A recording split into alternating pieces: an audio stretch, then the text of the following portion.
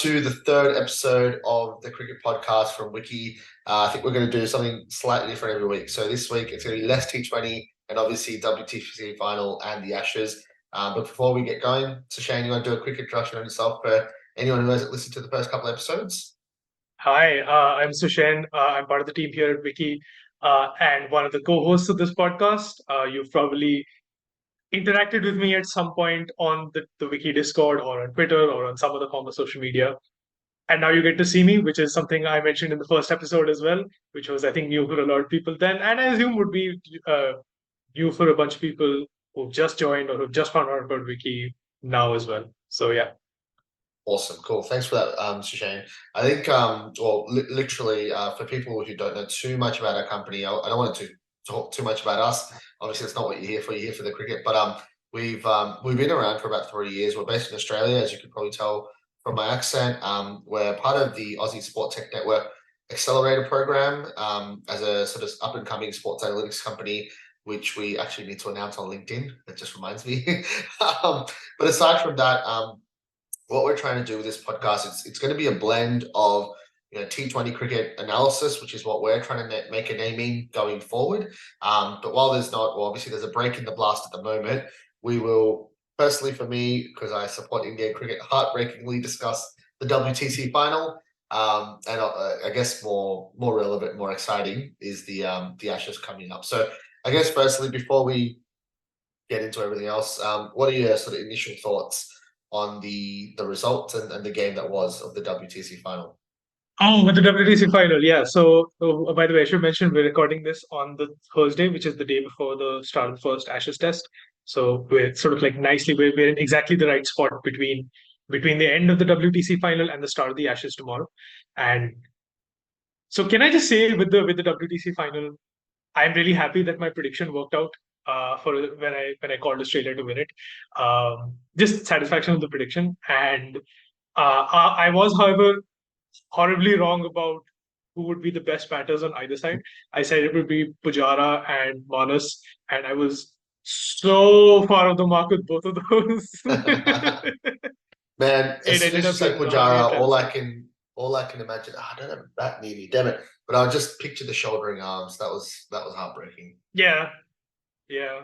I don't know if you remember this, but in the last WTC final, that's how Rohit got out in the first innings. I mean, no, he wasn't bowled, but he was leaving one, and Mhm. he Saudi got him LB. And because he wasn't offering a shot, it was going on to hit the stumps, and he was given out. So Mm. it's like playing movement is clearly a problem for these guys. Yeah, I can't Yeah. explain So how frustrating it is. Like, I think, firstly, look, going to the game, I think this is our third episode. In the first episode, we talked about the WTC final. I was pretty optimistic and excited. And by the second one, it was like only a few days out, or maybe a couple of days out from the WTC final. And it hit me how bad India's current batting lineup is in terms of form. And yeah, like like optimistic as I try to be usually, I was just thinking this is not looking great. And honestly it played out that well. Funnily enough, like the day that look, India was shaking, was it 440 or 460? One of the two. I think it was 444 or something like that in the the final innings. chase. Yeah, Yes, the 444. chase. 444. Yeah, so it was 444. And as you probably saw when we hung out in India, me watching sport, I'm a very loud character. And I was watching the chase, obviously with like faint hope as a fan, Yeah. um, with Gill and Rohit Sharma batting well to start off the chase. And Hmm. when that Gill catch was given, we should actually talk about that at some point. I don't know if you've got that in your notes, but Yep. I just spent the best part of 30 seconds upset and just swearing my ass off, as most Yeah. Aussie cricket fans probably do. But Hmm. yeah, and at the end of it all, the funniest part was I looked to my left and one of my friends, like 5-year-old kids, was right next to me, and I was like, probably not the Yeah. best way to be behaving at a Yep. cricket presentation night where I was the host. But Yeah. anyways, before we get into the actual game, just very quickly, if it was you and there was no initial umpire decision, are you giving that out or not out? Initial decision, I would have probably said out. Um, No, no, as in with but all the camera angles and the replays and everything. Out? Oh, actually, that's a good question. I don't think I think the only angles I saw were the ones that were on the broadcast. I don't Of think I course, yeah. saw. Let me put it this way. I don't think I've seen, and this is entirely like on me. It's I haven't actually sought out those images, but I don't think I've seen a shot where it looks not out. Let me put it that way. Sure. Maybe if I see a shot where it looks not out, I'd probably change my mind. But based on Yeah. what I saw, it was out, I think. Yeah. Well, it's very Based on apt what that you're I wearing saw, I yellow concluded it and was out. Yeah. sure. Yeah. Well, it's very apt that you're wearing yellow and I'm wearing blue then, because I'm giving that not out. So it's funny. Like obviously, I am as Yep. biased as you can get with when it's Yep. not work related. I am as biased as you can get as a fan. And initially, I was obviously hoping it was given not out, but like in all honesty, so the way that I saw it is like I get the whole if your fingers are underneath the ball and then the ball happens to touch the ground, that's still out. Going by the live reaction, the body language of the player, I get all of that. But like Mm. the way, because we were watching it on a huge TV at this presentation Yep. night that we were at, and like Mhm. they kept showing different angles and zoomed in photos and Yep. all that kind of stuff. And it honestly, it looked like he did have his hands, like it looked like a catch up until they Yeah. showed the like the ball kind of being exposed and resting on the grass. So like I Ah, think right. before the ability to like be able to get into all these camera angles and zoom and stuff, I think that was out. Mm. But now, Mm. given the angles that they showed in all the replays, I think it should have Mm. been not out. I assume what happened is that it was given out live, Green was confident, and they just didn't think it was obvious enough to overturn it. And like putting my bias aside, I can understand. I actually like usually agree with if there's a decision given a certain way and they don't overturn it, I usually say that's fair enough. Like you go with what was Mhm. given. But this one, Didn't they get rid of the soft signal for this match? even if they have, I feel like that must have played a part because, like, Yeah. I think if you didn't look at the soft signal and you didn't consider Cam Green's reaction and the team's reaction, I reckon if it was completely objective, I reckon that's not out.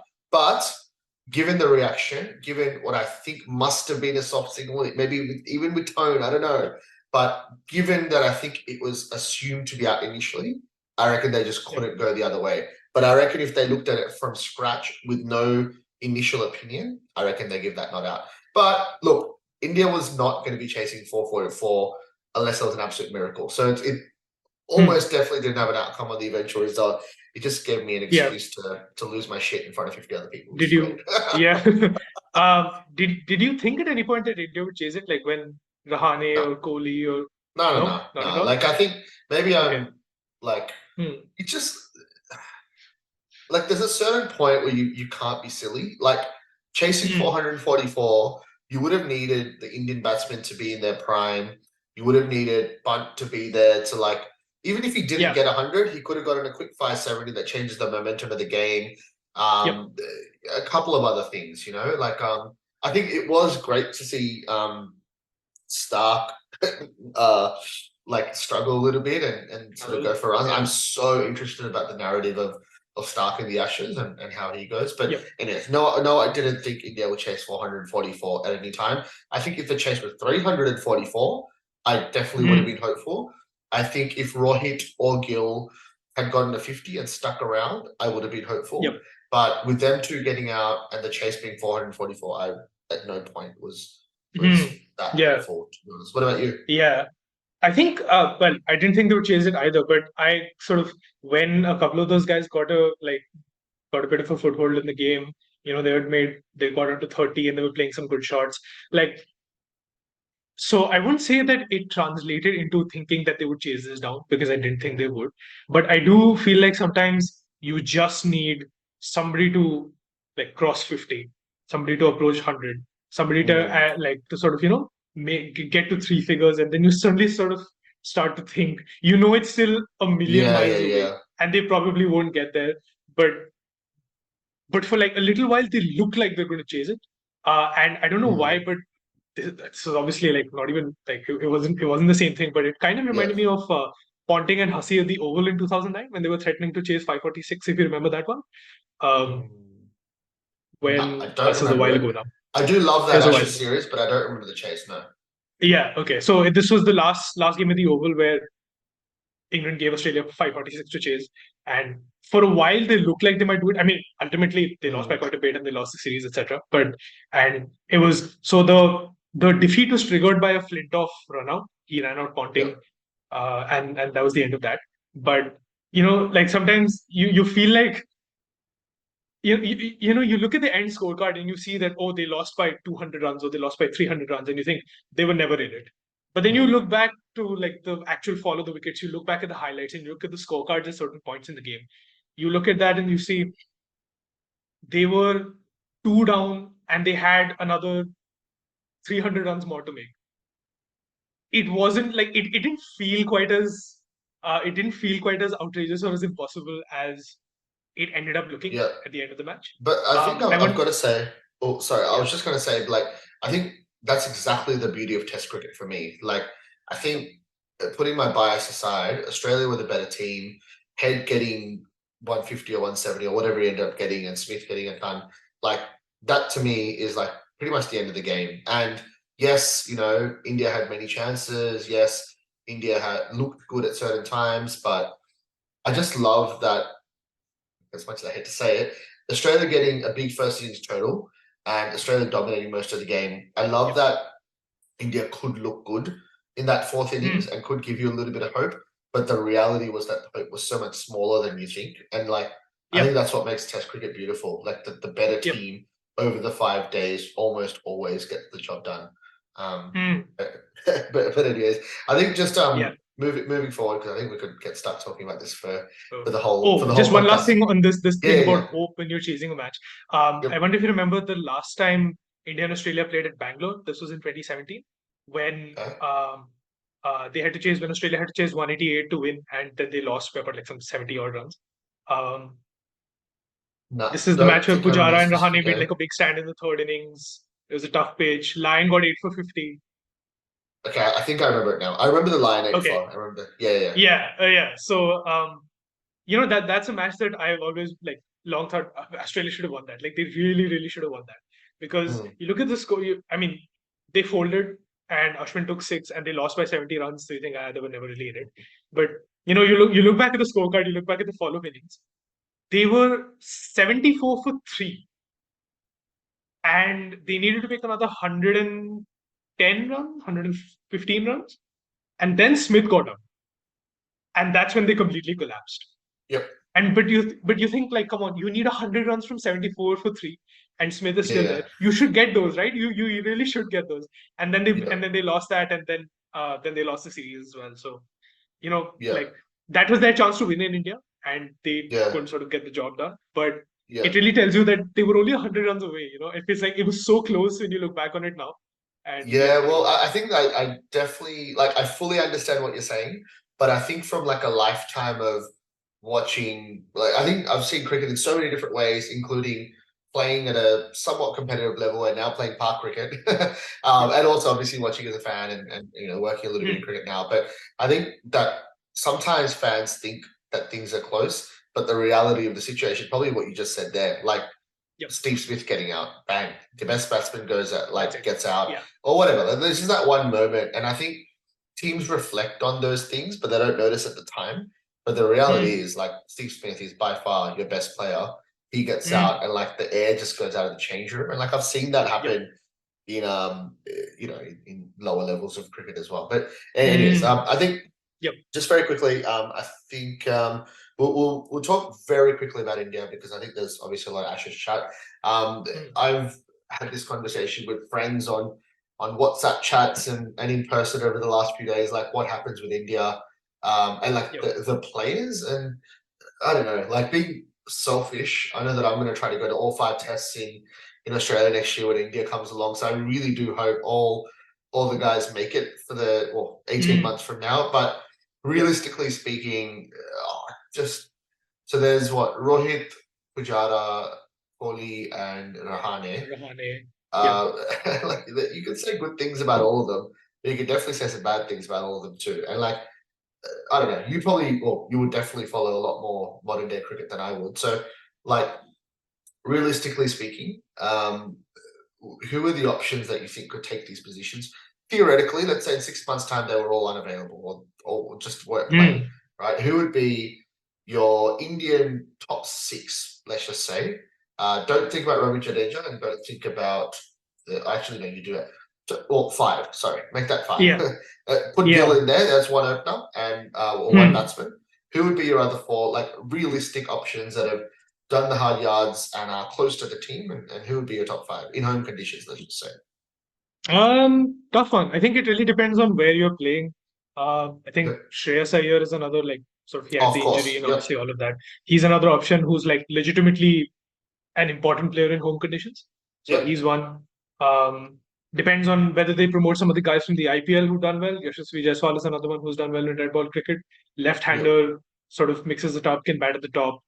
He's sort of in the picture as well. So I think those guys like one thing, but I think the identity of the replacements, the potential replacements, is important, but Mm. their path to the team needs to be cleared as well. I think that's probably far more important. The fact that you're going with exactly the same lineup in this WTC final that you did in the last one, which you also lost. Um, it's something I've noticed, right? I mean, this core of players has played like this same core of players has played for India for the last 10 years, more Mm. than that. Pujara's been around since 2010. Rohit made his test debut in 2013. Shami's been around since then. Jadeja, Ashwin, Kohli, you know, Rahane. Rahane as It's still well. been Yeah. the same, you know. And sometimes I think what India have done with Gill in the one day team is um, like it's a good move that they proactively made the change to sort of get this guy in and stick him there. And even though you could sort of make the argument that Shikhar Dhawan has a lot of credit in the bank and this and that, etc. But like you sort of you made sure that you brought something new to each World Cup. You bring something Mm. new to each tournament. There's something a little bit different about you. So you're not just putting the same sort of set of players through. Uh, you're not sort of bringing the same set of players to every party. Yeah. I So, think like, I think in terms and of approach, yeah, sorry, I was just gonna say, in terms of yeah. approach, Hmm. I agree with Hmm. you, and I think that's pretty pretty obvious what you're saying is correct. But I'm really interested because I think, like, people in Australia hearing this, and I'm a passionate cricket fan. I know a lot about Indian cricket, but I still don't know enough to confidently rattle off names, right? So let's just Hmm. say Gill is one of the 5 opening. Yep. Who are your other 4 guys that are realistic options? So you mentioned Shreyas Iyer. I forgot about him. Sorry, say that's number 5. One of your openers is Yep. there. Who's your other opener and Yep. 3 or 4 of like experience? Like, I don't want a rookie in there. I don't want like an IPL 21-year-old unless he's played like Hmm. 4 years of Ranji already or whatever. So um, Yeah. who are Some of those your guys have, yeah, realistic? which is Yeah, why. so who are your realistic opener 3 and 4? Yeah, of guys who have played at least 2-3 years of first class cricket at least and done well. Yeah. So those guys, I'd say he's there. Gill's obviously there. Um, Shreyas Iyer is definitely in the picture. Yeah, Um, those two are there. Jaiswal is somebody who you could try in red ball cricket. I know that he's exactly what you said. I shouldn't think yeah, of yeah, yeah. because he's like this 21-year-old who's sort of whatever. But yeah, I think he's definitely an option. Um, Pant is Do obviously we going to be like the big game changer. yeah, do we have a 3 or 4 though? Does India have like a first Hmm. class gun number 3 or number 4 batsman if Hmm. theoretically Pujara or Kohli were injured or left out? Yeah, that's a good question actually. I'm a little like I'm blanking a little bit on like that one number four kind of slot. I Because think so am with I. Yeah, like I can yeah. think of like opening options. I can think of number Hmm. 5 or 6 options. Like like a Yep. Shreyas Iyer, a KL Rahul, a Rahane. Like they've kind of like been Yeah. revolt, like what's it called, rotated around that sort of lower middle to lower Hmm. order, right? But I can't think of, and I might be blanking too here, but I can't think of like who is that guy like what Pujara was. I'm Yeah. pretty sure he was batting on top order and making a ton of runs when he got his Hmm. crack, right? So who is that Yeah. guy now? Like I don't know if I'm missing out, like missing names or Yeah. It just came to me. It's Sarfraz Khan, oh the yes, of Bombay, course. the middle Where order does guy. he Yeah, bat in Ranji? he bats in the middle. So like it's kind of the thing where everybody who's good in Indian cricket is a top order player, which is why you don't get a lot of um, Uh like specialist middle order. specialist middle order options. Yeah, But Sarfraz is one of those guys who does yeah, he really fits that like exactly that middle order role, right? That number 5 where Rahane kind of currently bats. He's yeah. obviously been dominating the Ranji for last 3 seasons, 4 seasons. Like throughout It'll be one even for post COVID era. it'll be one for the bigger guys, like you get rid of Kohli, Yeah. lean, mean, vegan machine for Sarfaraz Khan. Hmm. I definitely have to wipe a tear from my eye on that day. Yeah. But yeah, I mean, he's the sort of standout name in the middle order for sure. He's, I think, Yep, the one sort of guy who can who really just needs a chance at this point. I don't think he's learning anything more from bashing Ranji attacks anymore. I think he's proven that yep. he can dominate at that level. And so the Mm, next logical thing for him is to make the step up. I kind of understand that, okay, like you shouldn't just pick the 10 guys who have the highest average in the Ranji trophy and just mm. expect the runs to come in. Like I think there is value to like style points and thinking that, oh, does this guy have the ability to survive like high class pace bowling, those kind of things. Like there is room for some intangibles, there is room for the eye test, etc. But Yep, if you are looking for an obvious middle order replacement, this is the one sure. place you should at least look to. Yeah, I think as much as we're discussing this and as much as it is fun to discuss it, I also don't think it's going to happen. Like you can't drop Rohit Sharma, the captain, without there being like a lot of backlash. You can't drop Virat Kohli from the Test team with like the amount of importance he gives to it, his overall fitness, his ability to still get some runs, crucial runs. Rahane's just again now proven himself, so it's a little bit awkward. I think he's the one that is expendable, as sad as that sounds. Um, Yeah, given that he's it is batting a in the one-off middle game, order. right? So maybe we shouldn't draw too many conclusions about No, no, of course. Rahane's bat I'm not because drawing it yeah, off one year. Sorry, one yeah, game. of Sorry. course, Like I think just generally, Rahane is the the expendable timing is one. very awkward. Yeah, to talk about Yeah, dropping him now. Yeah. yeah. But I think that's the one because Pujara, Test match specialist, he plays that role of number 3 batting time. He's just like Hawley in the sense that he like dedicates himself to this format so much, and there's no clear number 3 standout player. I think it's like we could have this conversation 6 months from now and still be like, India pretty much has the Yeah. same team. But anyways, like I think, yeah, Yeah. But one thing I will say to this though, that you will almost never get change in Indian cricket unless they actually lose a game. And there has yeah, like a purge always follows an embarrassing defeat. Like mm, that is the only way you will get new players on the team.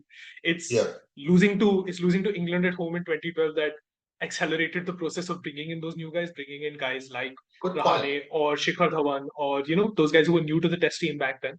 Um, Mm. and like that's the kind of thing that like it. I know that even though they've lost the WTC final, things may not change, but I can't imagine a scenario where change occurs without a big defeat. Yeah, sure. No, You know. okay. Well, okay. Um, I guess we could honestly spend an hour just talking about this because it's something that I'm really passionate about, and it's really hard to move away. But anyways, look, let's get into the Ashes. It's really funny with the Ashes. Like people really care or people really enjoy cricket in Australia. But if I've seen a great cricketer make jokes about it, like if it doesn't happen in our time zone, or if it doesn't happen in Nobody this cares. country, no, nobody Yeah. knows, nobody cares. Unfortunately, I kind of sympathize with that given how bad the time zone is. If the game started half past midnight, then you can't watch it for 8 hours through the night. If no. you have So I think to any job Aussie life. fans or Aussie cricket fans listening to this, I've figured out the perfect way to do this. So depending on when you sleep, your first session is 7:30 to 9:30 or 8 to 10 p.m. in Australia, like in UK time. Sorry, when there's tests on in the UK. So you watch the first session, wrap up whatever you need to wrap up. Maybe you watch some of the second session, which starts around 10:30 p.m. Aussie time, if depending on what your schedule is, and then go to bed, turn your notifications off, put your phone away. In the morning, give yourself 45 minutes. KO, Foxtel, 7 Up, whatever it is, you should be able to watch whatever's left of the day's cricket about 45 minutes, just go bang bang between each ball. You got to be a cricket diehard to do that, but I did that for the WTC final and it works perfectly. The first half of the day, you're talking with your friends about it, you're doing your other stuff while whatever you want to do. Wake up in the morning, you get some private time with the TV, 45 minutes, bang bang, you've watched half a day of Test cricket. It works perfectly. But Ah, yeah, nice. So good. out, outside of that I assume though, it would be better if you're in Perth because that's a slightly better time it zone. would be better. You'd basically get like most of the day, to be honest. Yeah. But Same anyways, here. look, the Yep. first the 11 for England. I think like I'm not too fussed about like debating who should be in out, or out. Let's talk about more like what you're expecting. So I guess my first impression is just a little bit of backstory. Like I'm an Indian that lives in Australia that goes for England in the Ashes. It's super confusing, Yep. but I'll tell you the Yep. backstory. So 2000 like I used to support Australia as a kid when Warren was around, and around the end of Warren's career, I was turning into a teenager and started going for India. Um, but the 2005 Ashes was when I was sort of midway through high school, and I saw Andrew Flintoff. Oh, actually, to be honest, before that, I kind of Mm. decided, oh, in this Ashes, I go for India now, so I'm going to go for England in the Ashes. Really, really Yep. weird timing. Anyways, Freddie Flintoff in the '05 Ashes was probably the most inspiring thing I've ever seen in sport. Like, Mm. I've watched the highlights of that since then way too many times. So I got to say, like, coming up to this Ashes, as I'm sure English cricket fans can sympathise with, there's been Ashes series where going into it, you don't have that much hope. Like Australia's team on paper looks better, especially the series here, like in Australia. You just know that it's going to be a Mm. painful couple of months. But this series, I was excited from a cricketing point of view and a skill point of view already. And now with Yep. Stokes and Bazball and stuff, I think it's going to be so much fun from an entertainment Yes. point of view. And you Yep. know me, I'm all about storylines, and I think the storyline here is there's going to be careers ended, and which way that is up for, Yep. well, not just debate, but we'll see how it plays out. Mm. But I think the fact that Australia's won the WTC final, they did deserve to win it, by the way. So not taking anything Mm. away from them. But let's be real here. This is a 5-test series that, whether you're Yep. looking at what the bookies are saying or what people are saying, it's pretty much 50-50. I think the teams are very different, but like very close. I think Australia in Aussie conditions definitely the better team. In English conditions, Mm. it's pretty close to 50-50. And obviously the series is being played in England. So I Mm. think I'd be really pissed off if England win the Ashes and then Australia go, oh yeah, but we won the WTC final. Like you Ah, came here for the yeah. Ashes, and Yeah. I did make well, I wouldn't say it's that bold of a call, but I did say Warner doesn't make it to the fourth test, and I'm very, Yep. very happy to stick by that. So that's my initial Sure. thoughts. What are your thoughts on the teams and what's expected in the first test? So I do want to start with something other than the teams first. Like, I want to say Cool, that cool. I was so keen for the WTC final. There was so much time to get hyped for it. And I really want to get hyped for this Ashes because, as you said, like it's just so exciting. There's like this big storyline. There's like World Test champions and baseball and this and that. And it's usually a much more competitive series in England anyway. Mm. But like I think because the turnaround between the final and the Ashes is just non-existent, and like and because of work and stuff, like we've been working on so much other stuff here, like that's kind of like the time's kind of zipped past, so I haven't had time to get hyped about it.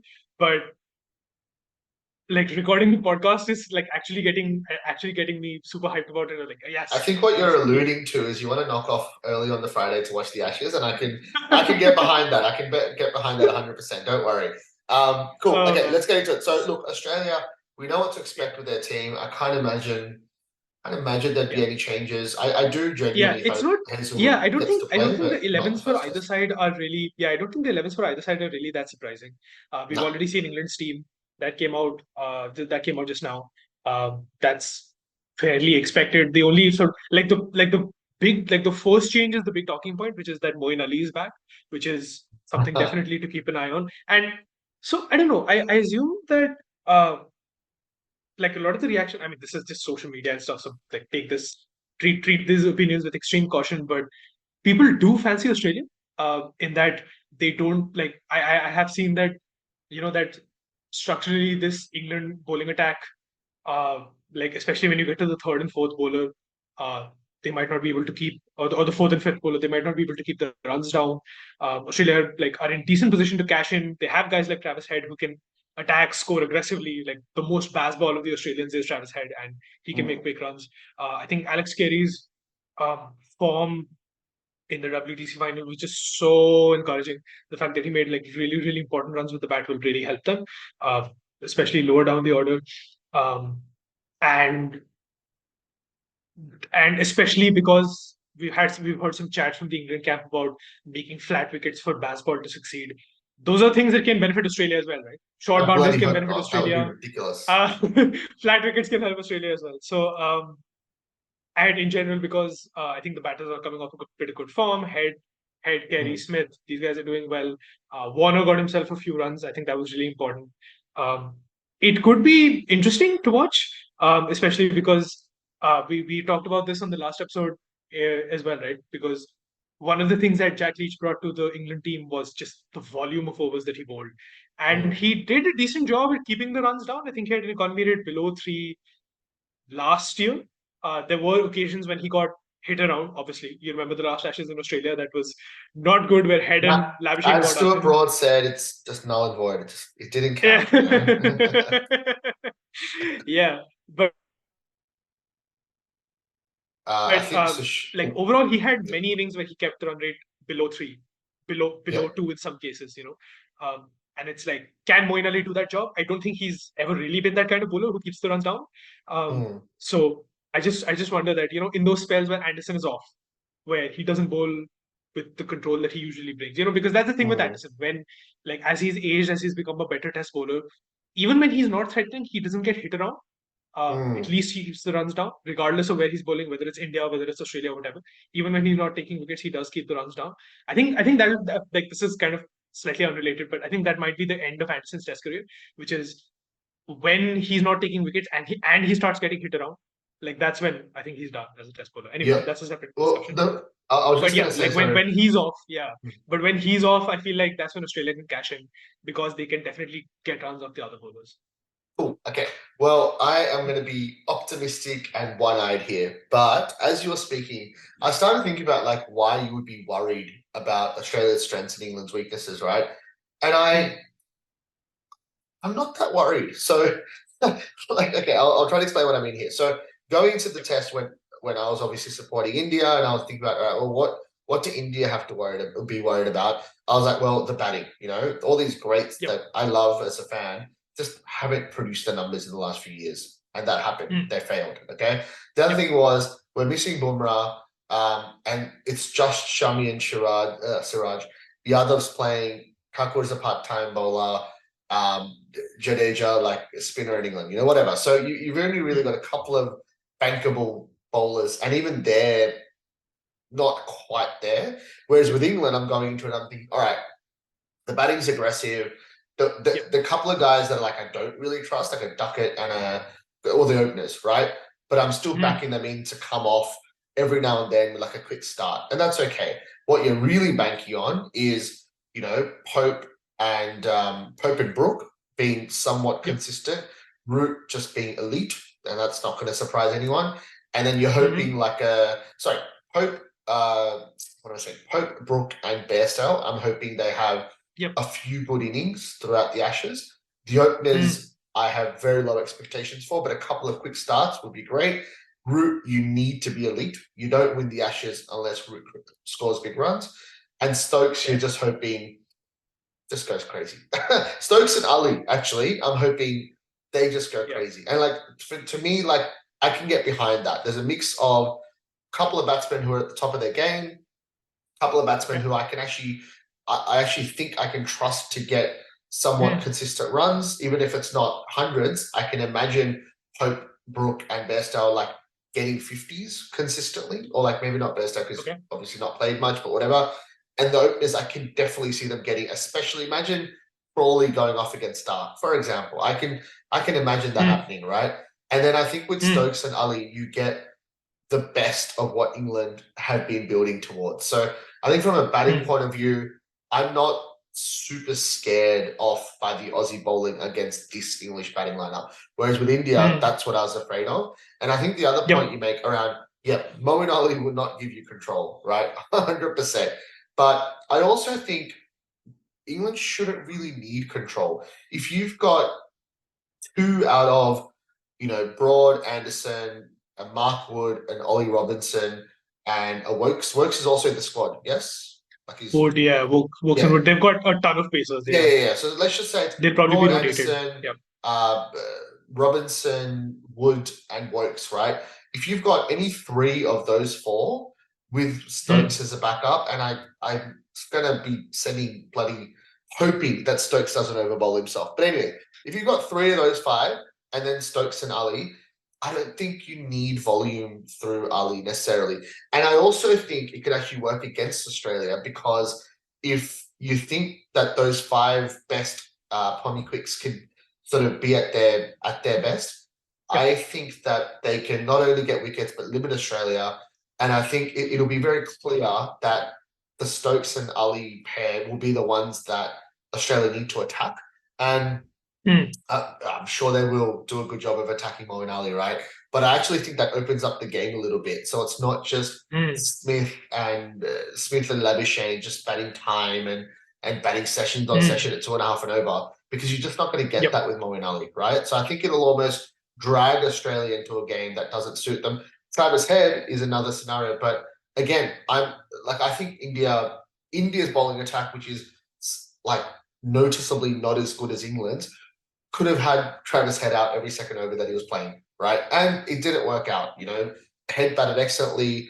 There was it wasn't even luck. It was just things kept happening in his favor. The ball kept just evading his head or his glove or whatever. The ball kept popping up into awkward spots, whatever. He had excellent first innings, right?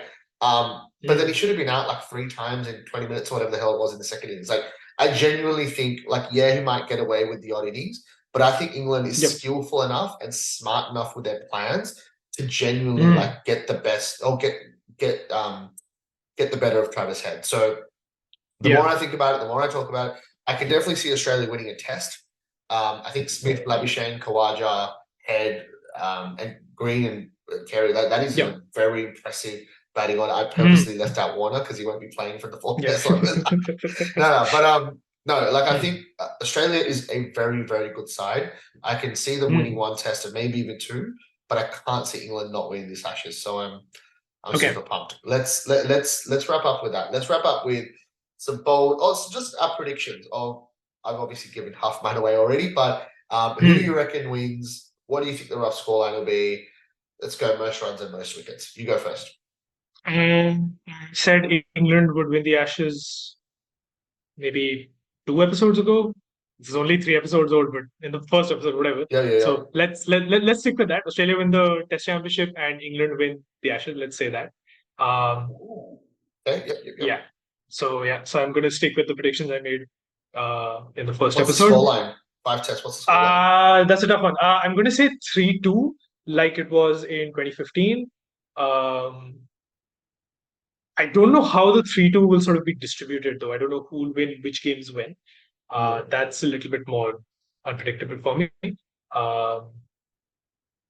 Those are 2 things done. What else? Most runs, most wickets. Okay. I would have said most wickets. Cummins, kind of like how that brilliant series he had in England last time. But I think watching him bowl in the WTC final, he needs some time to get back to his best. Yeah.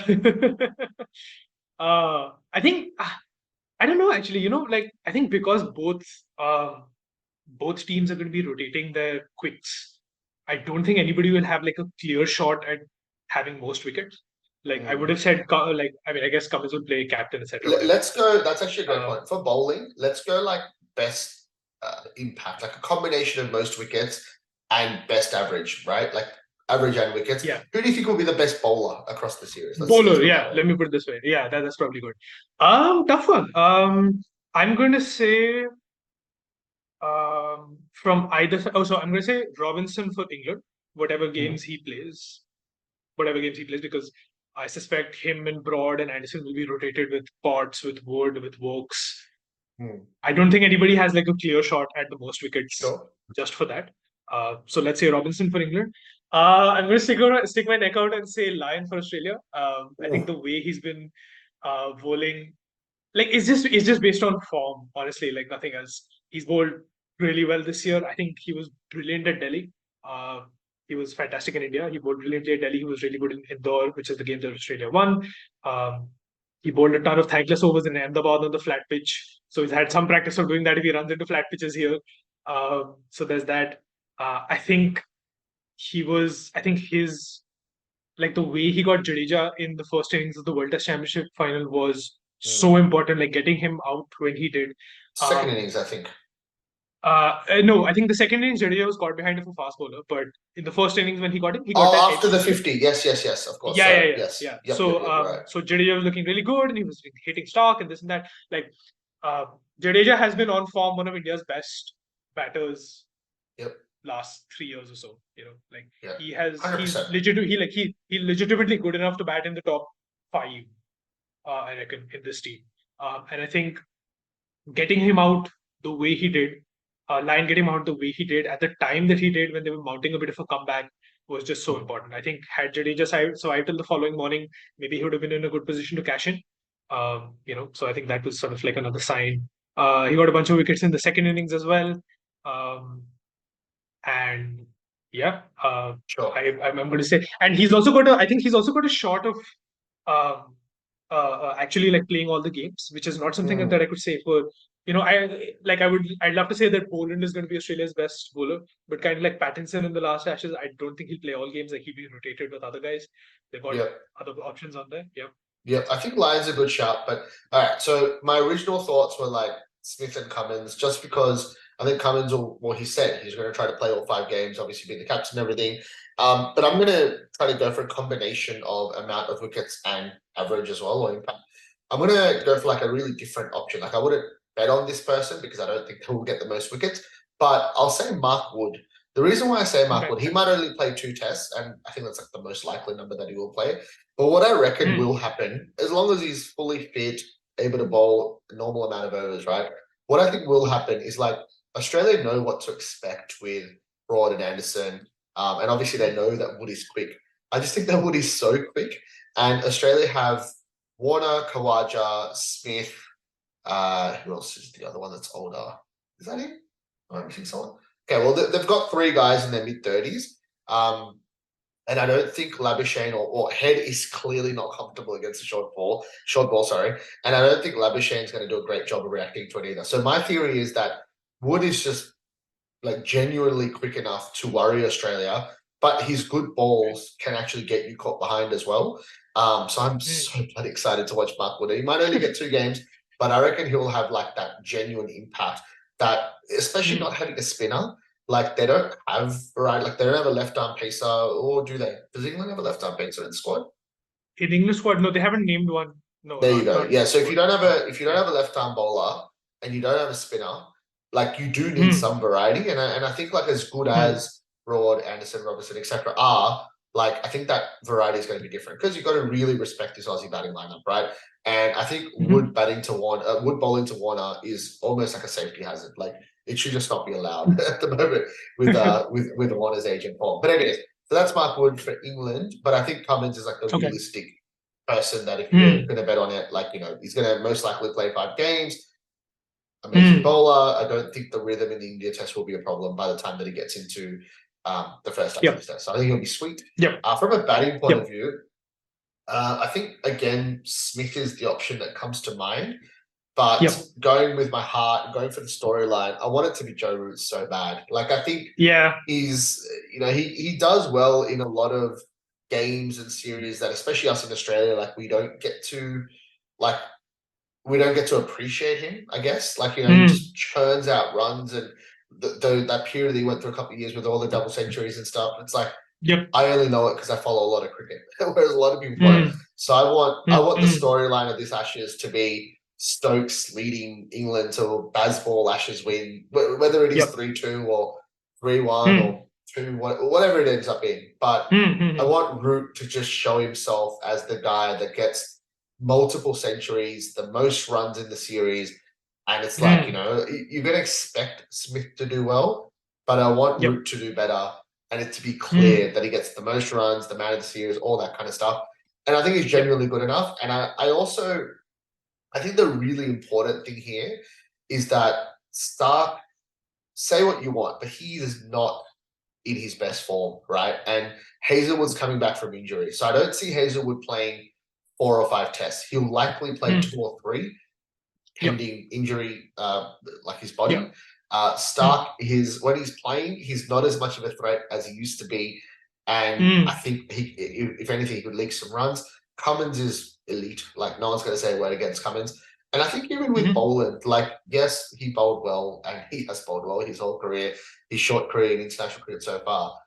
Yep. But I genuinely think if the pitch flattens out on a day 2 and Root's batting on 39 overnight or whatever it is, I Mm. can just see a day where Root just goes He'll to cash in. town, Yeah. absolute go to town. Because Like I know you 150 just or talked whatever. about line bowling Mm. well, but this is just me being a bit naive, but it's an off spinner. It's an off spinner who is great. He's a great off spinner. He's gotten a lot of wickets. But at the stage of Okay. his career that he's at and pitches in England, I can genuinely Mm. imagine a day where Lyon and Stark just cannot, they get They hit for just get 5+ nothing. runs and Yeah. over. Yeah. Boland, Yeah. Yeah. Boland or Hazelwood do a decent job. Cummins is elite as he usually is, but I could genuinely see a day where England just Mm. manhandle the Aussie bowling attack. Mm. Whereas I don't see Australia doing that to England because Australia is more Yep. a genuine test match Too many of them batting. bat too slowly. Is that it? Yeah, like effectively, and they're really good at it, and their stats are Yep. great, and they get Yep. important runs, and they deservedly won Mm. the WTC final, right? But I just Yep. think there's going to be moments in this 5 tests where England like manhandle Australia and have a big win, Mm. whereas Yep. I don't see things going so right for Australia with just Mm. with like I can't see them doing to England what they just did to India, basically. Okay. They just outplayed India. India's batting wasn't good enough, India's bowling wasn't good enough. And I think in Mm. English conditions, with the momentum of the last year or two of the English Test team, and like the Yep. depth in their bowling, the sort of Mm-hmm. mix of batting styles, like you got Root and Pope, and then you'll have Stokes and Ali, and then you Yeah. still have Crawley and Bairstow and Brook as well. Like I think they've Yep. just got too much firepower Too to much get for it to manhandled just by not come Australia. off one of these days. Yeah, Yeah. and I think it will. Like there'll be one game where England lose, I think for sure. But I just don't. Yeah. I just think that Root should have enough opportunities to Yep. get Really past cash in. Cummins and Yeah. Hazelwood and Boland, 2 of those 3 guys, Mm. and just like easily do it against Yep. Stark and Lyon. But Yep. Yep. Yep. anyways, So, and sorry, my do you score think? line. Sorry, Yeah. I'll just quickly finish up. Score Yeah. line Sure. 3-2 is the easy one to say, but again, I'm Mm. just gonna go with my confidence. I've had 3 coffees today, and I'm really excited to talk about the Ashes. But I'm gonna say Yep. 4-1 England. I reckon Australia wins a game, but I Ooh. reckon Okay. this is England's time to make a statement in Test match cricket, and Mm. Mm-hmm. I reckon 4-1 England. Sorry, yep, Okay. losing. I was just going to ask, like, because you're confident that England will just have one of those days where just everything clicks and everybody Hmm. shows up, with the bat. Do you think they'll have another 500 in a day type situation like they did in Rawalpindi end of last year? Nah, can't see 500 a day because it's not Okay. Pakistan's flat deck, right? So, Yeah. um, No, I I mean, can if the definitely pitch is see flat them. enough, then if they're that good, then you don't think they'll get to five. Like Australia might, like Australia, if Australia have a bad day, is it like a 500 bad day? Oh, actually, I'm just doing the maths now. Sorry, 90 times 6 is 540. So it's actually less than 600 over. Nah, I just think that like Australia's just too good to say. Like when I say manhandled, I don't necessarily mean manhandled like 500 a day manhandled. Like if England bat first Mm. and they do a really good job, I still, I don't know. Let's think. 90 times 5 is 450. I can see them getting like 450 in a day, but not 500 Okay. plus. I think. But Okay. yeah, it is. It'll be really interesting to see how this goes after the first test. Okay.